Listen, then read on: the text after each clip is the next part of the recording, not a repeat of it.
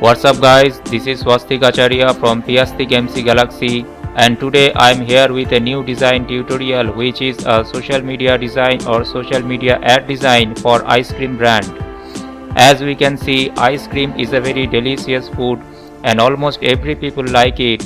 So whenever you are going to design an ad for it or for any brand, then the design always should be as attractive and eye-catching delicious as the food, that every viewers will never keep their eyes from it.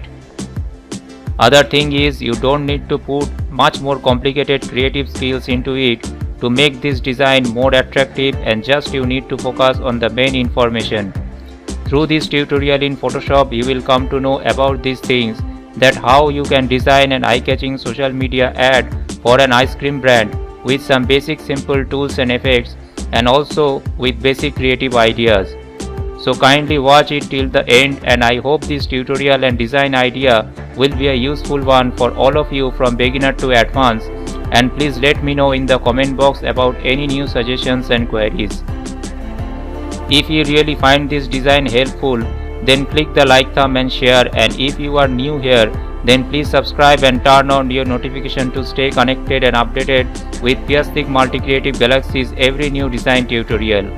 Thank you very much guys. Stay tuned, stay safe, always keep learning, keep designing, and take care.